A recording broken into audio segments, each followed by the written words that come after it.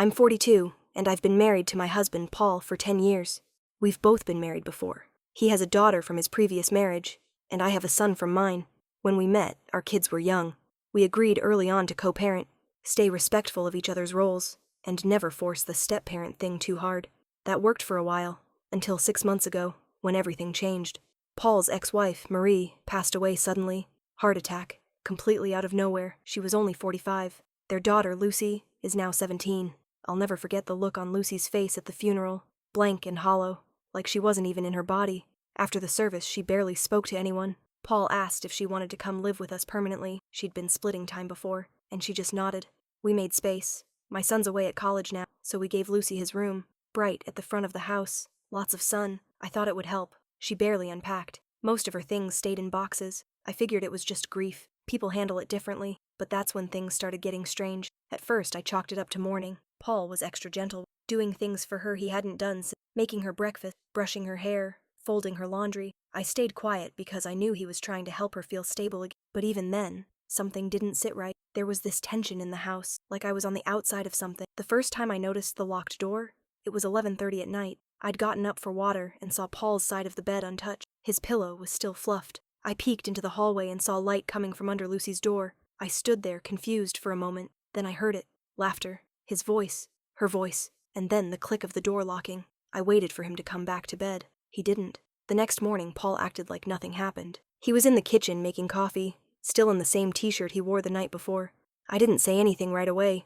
I was trying to give him the benefit of the doubt. Maybe she had a nightmare. Maybe he stayed with her for emotional support. Maybe. But when it happened again the next night, and the one after that, I couldn't stay quiet. I asked him gently what was going on. He looked surprised, like it hadn't even crossed his mind that I might notice. He told me Lucy had been having terrible night terrors since the funeral, and he didn't want her to be alone. I asked him why he couldn't just sleep on the couch nearby, or leave the door unlocked. He said locking it made Lucy feel safer. That was his explanation. Safe from what? I asked. He didn't answer. Instead, he got defensive. Said I was making it into something it wasn't. That I was jealous of his relationship with his daughter. That hit me hard. I've always tried to stay respectful of their bond, even when it was rocky. I never tried to replace her mom or wedge myself into something that didn't belong to me. But now I was starting to feel like a stranger in her own home. Every evening he'd disappear into her room and the door would click shut behind him. I wouldn't see him again until morning. It wasn't just the nights. During the day, they whispered in corners, giggled about inside jokes, shut down the moment I walked in. He started canceling our usual date nights, saying Lucy wasn't ready to be alone yet. He stopped kissing me on the mouth. Then he stopped touching me at all. The distance was fast and sharp, like someone had flipped a switch, and I was suddenly irrelevant. I started sleeping with the bedroom door closed. Not that it helped much. I could still hear the low hum of their voices down the hall, sometimes talking until 2 or 3 in the morning. I didn't even know what they had to say for that. They barely acknowledged me during the day, so I was never part of the conversations anymore. I became the woman who stocked the fridge and loaded the dishwasher. One night, I couldn't sleep. I got up and crept down the hall, just to hear. Not to spy. Not really. I just needed to know what was going on behind that locked door. But I didn't hear anything. No voices. No movement. No TV. Just silence. And suddenly, that was worse. I didn't know what to do with that silence. It should have calmed me down, but it didn't. It crawled under my skin like a warning. I stood there outside her door, barefoot on the cold hallway floor, holding my breath like some kind of ghost in my own home. For a second, I even reached toward the doorknob, just to check, but of course it was locked. The next morning, I watched Paul and Lucy eating breakfast together. Pancakes, strawberries, syrup on the side. He made her plate exactly how she liked it. They looked like a happy little unit, like I was the guest. Paul didn't even ask if I wanted coffee. And Lucy? She didn't even look at me. That day, I started noticing more. I found Paul's phone on the kitchen counter when he was in the shower. I didn't want to snoop, but I had to. I was scared of what I might find, but more scared of what I might not. What if nothing was there? What if this whole thing was just in my head? There were no texts, nothing weird in his call history. But then I opened the photo album.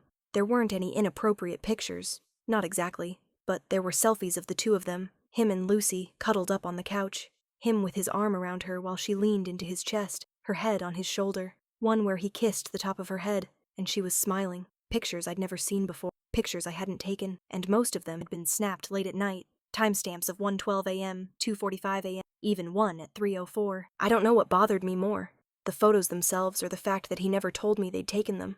That evening, I tried to bring it up again. I asked Paul why he was spending every night in Lucy's room. I told him I was starting to feel like a guest in my own marriage. He didn't even look up from his plate, just said Lucy still needed him, and I needed to stop making it about me. Then Lucy, who had been silent the whole dinner, smirked. It was quick, small, barely there, but I saw it, and that was when I realized this wasn't just grief anymore. Something else was going on. That smirk haunted me. It wasn't warm or playful or accidental. It was knowing, and I couldn't get it out of my head. For the next few days, I watched everything, every interaction, every glance. I started feeling like a prisoner, quietly studying the guards, waiting to see what they'd do next. And the worst part? No one else seemed to notice. My friends knew Lucy had moved in after Marie died, but I hadn't shared much beyond that. How could I? How do you even begin that conversation? Hey, I think my husband is emotionally leaving me for his teenage daughter. It sounds insane, but I felt insane. Like maybe I was the one imagining it all, gaslighting myself before anyone else had the chance to do it first. And then the mail came. I was flipping through the usual stuff, credit card offers, bills, junk, and I saw a small white envelope addressed to Lucy. It was from a therapist's office in the next town over. I recognized the name. It was someone Paul and I had seen briefly, years ago after a miscarriage. Just 2 sessions, but the name stuck. I opened it. I know I should, but it wasn't sealed tightly, and curiosity had already eaten me alive. It was an appointment, but not for Lucy. The patient's name listed was Paul. He'd been seeing a therapist for 5 weeks, every Monday at 6 p.m. That was when he said he had late work meetings. Every single Monday for over a month, he'd come home just a little more tired, a little more distant, and never once did he mention this. I waited until the next Monday, pretended I had errands to run, kissed him goodbye like everything was normal, and watched from down the street as he pulled out of the driveway at exactly 5:30 p.m. I followed him, and what I saw broke something in me. He didn't go to therapy. He didn't go to work. He didn't go anywhere near that office. He drove straight to the cemetery, to Marie's grave, and Lucy was already there, waiting for him. They sat side by side on the bench, facing the headstone, their backs turned to me. She leaned her head on his shoulder. He put his arm around her. They stayed like that for over an hour. I didn't cry. I didn't move. I just watched, because I finally understood something that terrified. They were grieving together, but they had shut me completely out, and whatever they had built between them in that grief, it didn't feel like something I could undo. That night, I didn't ask where he'd been. I didn't say a word when he came home. I just watched him wash his hands, plate up dinner like nothing had happened, and sit beside Lucy on the couch while they watched some old sitcom like it was a normal Tuesday. At some point, he reached for her hand. I'm not even sure he noticed he did it. She held on. They looked comfortable. They looked synced in a way that 2 people don't get overnight. I started sleeping in the guest room. My own bedroom felt foreign now, like it belonged to a version of me who still had a husband. That woman was gone. On Thursday morning, Paul left early for a meeting. He kissed Lucy on the top of the head before walking out. I waited until I heard the garage door close. Then I walked down the hall, slowly, and paused at Lucy's door. It was half open for once. She hadn't locked it. She was sitting cross-legged on the bed, phone in hand, earbuds in. I stood there long enough for her to notice me. She didn't take the earbuds out. She just stared at me. I told her I needed to ask her something. She paused her music but left one earbud in. I asked if she and her dad ever talked about Marie, about her mom. She said yes, all the time. Then she looked at me and said something I'll never forget. He tells me things he doesn't tell you. That was it. No emotion, no explanation, just a cold truth offered up like a dare. I asked what kind of things. She smiled. Not big, not cruel, just enough. Private things. I stood there for a moment trying to breathe through the sudden nausea. My palms were sweating. My heart was beating too fast. I didn't accuse her of anything. I didn't scream or beg or cry. I just turned and walked away. And when I got back to the guest room, I realized something was missing. My journal. I always kept it in the drawer by the bed. I hadn't written in it recently, but it was personal, private. It had thoughts I'd never said out loud, worries, fears. Even the first time I questioned what was happening between Paul and Lucy, it was in there. I searched the entire room, the drawer, the closet, under the bed. Gone. No one else had been in that room except Lucy. And suddenly, it all made sense. She wasn't just cutting me out. She was studying me. I didn't sleep that night. I lay in the guest room, wide awake, thinking about that journal.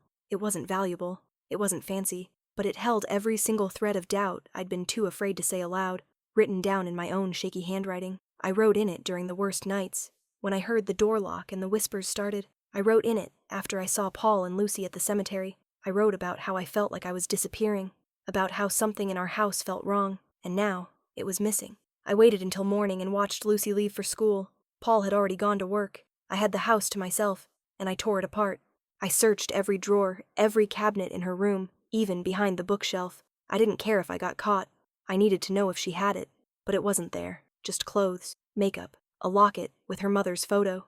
Nothing incriminating, strange, except for one thing. Tucked inside her desk drawer was a second phone. Not her regular one, a different model, older. It wasn't even on, but it was there, hidden. Didn't touch it. I just stared at it a long time. Why would she need another? What was on it? When she came home that afternoon, she acted like something was wrong. Sat at the kitchen table, scrolling, eating chips straight from the bag. I asked her casually if she was missing any books, clothes, maybe a journal. She didn't even blink. Nope. Then she smiled, that same small smile, calm, calculated. She had it. She wanted me to. Later that he got home, he gave me a kiss on the cheek, first time in weeks. I didn't kiss back. He asked me what was wrong. I told him I was tired. He offered to make me tea. He never used to do that. I said no. That night, I watched the light on Lucy's door, the click of it locking again, and I sat on the floor of the hallway, back against the wall, knees to my chest, until the sun started. I wasn't just being pushed out anymore. I was being replaced. Something shifted. It wasn't anger or heartbreak. It was clarity. A kind of numbness that made everything quiet. I got up off the hallway floor, took a shower, got dressed, and made breakfast like I used to. I even made Paul's coffee just how he 2 sugars, a splash of oat. I was calm, steady, almost robotic, because I had a plan. If Lucy had my journal, I needed to know what she was doing with it. If Paul was locking that door I needed to know why. And if the two of them were sharing something behind my back, something worse than grief, I wasn't going to live in the dark 1 second longer. I bought a small voice recorder. Cheap, easy to hide. The kind meant for lectures or interviews. I slid it under Lucy's dresser, facing the door. I didn't know what I'd catch. Maybe nothing. Maybe whispers again. But I had to try. That night, Paul kissed me goodnight. For the second time in one day. Another first. Then he disappeared down the hallway like he always did. I waited, heard the creak of the floorboards, the light under Lucy's door, the soft click. I slept in the guest room with the door cracked open. No alarm. I woke up at dawn, slipped down the hall while they were still asleep, and grabbed the recorder. My hands shook as I pressed play. For the first few minutes, it was quiet. Just soft sounds, breathing, pages turning. Then a voice, Lucy's, low, like she was reading aloud. She was reading my journal, word for word, every thought, every doubt, even the private things I wrote about Paul, my fears about their closeness, how I didn't recognize him anymore, how I thought Lucy wanted me gone. She read them out loud like she was performing a play. And Paul? He was laughing, not loud, but enough. Then she said something that froze my blood. She thinks something's going on between us. And he said, "Let her." That was it. Just 2 words. Let her. Then they both laughed again. Not once did he say no. Not once did he say it wasn't true. He didn't sound horrified. He didn't sound angry. He sounded amused. Like it was all a game. I must have listened to that clip 10 times. Not because I couldn't believe what I was hearing, but because I didn't want to. I kept waiting for something to change. For Paul to laugh and say, "That's enough," or "Don't say that," or anything that sounded like a boundary, but it never came. She thinks something's going on between us. Let her. And then the laughter. That kind of laughter? It wasn't grief. It wasn't shared pain. It was something else entirely. Something colder, almost smug. And all I could think was, they wanted me to feel crazy. I didn't cry. I didn't confront them. I didn't even move. I sat there in the kitchen with the recorder still in my hand while the sun came up. And for the first time, I knew I wasn't imagining it. I wasn't paranoid. I wasn't dramatic. I was being toyed with. That day, I left the house like normal. I waved goodbye. I smiled. I even told Lucy to have a good day at school. She smiled back like we were friends. Like she didn't spend the night mocking me behind a locked door with my husband. I drove straight to a lawyer's office. Not for divorce. Not yet. I wanted information. I wanted to know my options. Because the thing that scared me the most wasn't losing Paul. It was what I might lose if I tried to leave. The house was his before we got married. So was the savings account. Everything that looked like ours on the outside. On paper, it was mostly his. And Lucy? She'd been building something behind my back. She wasn't just grieving. She was smart, strategic, calculated. She knew how to weaponize her pain, and she knew how to make Paul feel like the only person who could protect her. After the appointment, I went to the pharmacy, bought another recorder, this one with a motion sensor. I tucked it behind the couch where they always sat together, just in case, because I knew something was coming. I didn't know when, I didn't know how, but I could feel it in the walls. They weren't hiding any. They were waiting for me to leave or fall apart, whichever came first. 2 nights after I planted the second recorder, Lucy slipped another note under my door. She hadn't done that before. No text, no confrontation, just a plain white envelope shoved quietly into the guest room while I was pretending to sleep. Just one sentence scribbled in pen. "You don't belong here anymore." I stared at it for a long time. Not angry, just hollow. This was no longer subtle. She wasn't playing around with whispers or smirks. She was telling me, in writing, that my place in this house, my marriage, was already over in her eyes. I didn't show Paul. I didn't ask him about it, because deep down, I already knew what he'd do. He'd either deny she wrote it, or worse, act like I misunderstood the tone. That same night, around 1 a.m., I heard them again. I didn't go to the hallway this time. I went to the living room, to the couch where I'd hidden the second recorder. I didn't even wait until morning. I played it right there, hands shaking, volume low. It picked up more than I expected. Paul and Lucy had been talking about me, not just vaguely, specifically. She asked him if he ever regretted marrying me. He said, "Sometimes." Then she said, "Wouldn't it be easier if it was just us again?" And he didn't say no. He just asked, "Do you think she'll leave soon?" And Lucy, with that same tone she always used with me, replied, "She will, once she knows what you've done." I sat frozen. What you've done? What had he done? The recorder clicked again as they stood up, and I heard the couch creak, the same one I was sitting on. I pressed stop. I stared at the walls. I wasn't safe here not emotionally, not mentally, and maybe not physically either, because whatever was happening between them, it had crossed a line, not just between father and daughter, but between reality and something much, much darker. I left the house before dawn. No note, no confrontation, no dramatic final word, just keys in my purse, the recordings backed up to a flash drive, and a bag I'd quietly packed days earlier sitting in the trunk of my car. I didn't even look back when I closed the front door. The silence behind me said enough. I drove straight to a friend's place 2 hours away, a friend I hadn't spoken to in years, but who opened her door without question. I played the audio for her, both recordings. She sat there with her hands over her mouth, eyes wide, frozen in the same disbelief I'd been living in for weeks. She asked me the question I'd been avoiding. "Do you think they're together?" I didn't answer, because I don't know.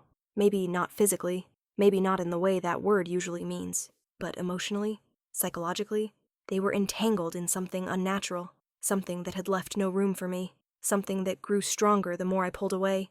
And Paul, my husband, the man who once shared everything with me, was now sharing everything with her, and laughing while they dismantled me. I sent the recordings to my lawyer that same day. We filed for separation the next morning. I've also opened an inquiry into the legal ownership of the house, and though I may not get half, I'm getting out with my name intact, and enough evidence to protect myself if things turn. A few days after I left, Paul texted me, first just one line, "Why did you go?" Then the next day, "Lucy's asking if..." That one almost made me laugh. I never responded. Then came the silence. It's been 3 weeks now. I've blocked his number, changed the password, transferred what little money I had left in an account, and most importantly, I've started documenting everything, because this isn't just about a failed marriage. It's about manipulation, about control, about watching a man grieve the wrong way and watching a girl learn to love it. I don't know what they are to each other now, but I know what they are to me. Strangers, and I will never walk back into that house again. Update, 3 months later. I'm in therapy. I'm staying with family now. I haven't spoken to Paul since the day I left, but last week I found out from a mutual friend that Lucy's been posting cryptic, almost mocking messages online. Stuff about how some people can't handle the truth, and a queen always wins. I reported the posts. My lawyer says I did the right thing leaving when I did.